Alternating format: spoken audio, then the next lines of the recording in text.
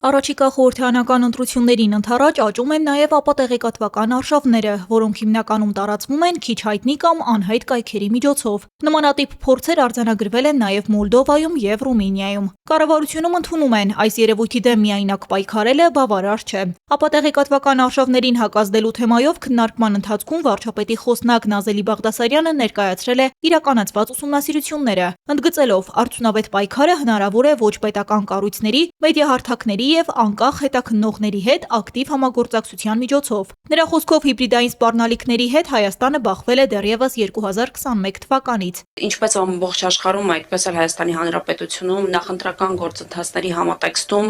այս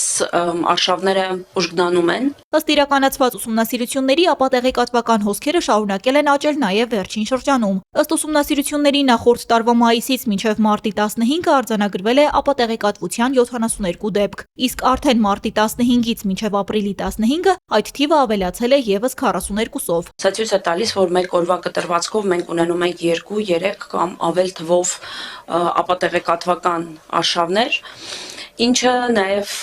փաստում է, որ արդեն նախընտրական բում փուլում այս ինտենսիվությունը շարունակվելու է։ Նազելի Բաղդասարյանի գնահատմամբ առաջիկայում ապատեղեկատվության տարածման հարցում նոր դրսևորումներ են սպասվում։ Հնարավոր են արհեստական բանականությամբ գեներացված տեքստեր, տարբեր փաստաթղթերի ենթադրյալ արտահոսքեր, ինչպես նաև ձայնային ու տեսանյութային մանիպուլյացիաներ։ Նրա խոսքով նման երևույթների դեմ պայքարի համար անհրաժեշտ են կանխարգելիչ քայլեր։ Դրանց թվում նա առանձնացնում է ակտիվ հաղորդակցությունը և բոտային ցանցերի փակումը։ Համագործակցում ենք մի շարք միջազգային գործընկերների ու ֆակտ-չեքերների հետ, եւ նաեւ իրենց օգնությամբ մեզ հաջողվել է նախորդող ժամանակահատվածում 2 մեծ բոտային ցանց արգելափակել X հարթակում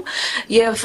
ընդհանուր բոտերի թվով 115 բոտ կարողացել ենք արգելափակել։ Վարչապետի աշխատակազմի հանրային կապերի եւ տեղեկատվության կենտրոնի տնօրեն Գործ Արուկյանն էլ ներկայացրել է Ստուգել AM գործիքը, որի միջոցով օգտատերերը կարող են նույնականացնել լուսանկարները ու տեսանյութերը, պարզելու համար դրանք համապատասխանում են իրականությանը, թե պարունակում են ապատեղեկատվություն։ Նա նաեւ նշել է, որ հարթակը հնարավորություն է տալիս ստուգել ոչ միայն վիզուալ, այլև տեքստային բովանդակության ճշգրտությունը։ Մենք ունենք ապատեկացիան դեմ պայքարի 2024-26 թվականների գործողությունների ծրագիր,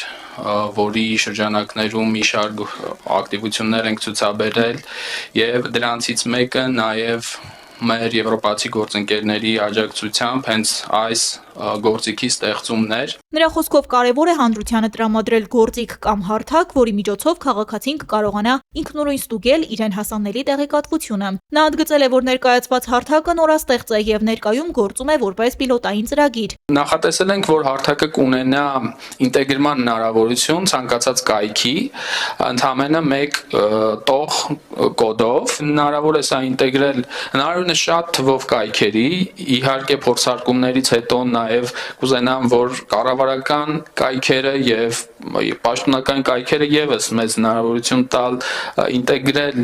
գործիքը այդ հարթակներում։ Ըստ նրա նախաձեռնության նպատակն է ձևավորել այնպիսի հիմք, որի շնորհիվ քաղաքացիները կսովորեն յուրաքանչյուր տեղեկություն անհրաժեշտ է ստուգել։ Նա նաև նշում է, որ Ստուգել AM հարթակը բաց է բոլորի համար եւ անվճար է։ Այն ստեղծվել է էստոնական Pragnet ընկերության աջակցությամբ Եվրամիության ֆինանսավորմամբ եւ դիտարկվում է որպես հանրային բարիք։ Լիլիթ Աբրահամյան, Ալբերտ Բաղդասարյան, Ռադար Արմենիա։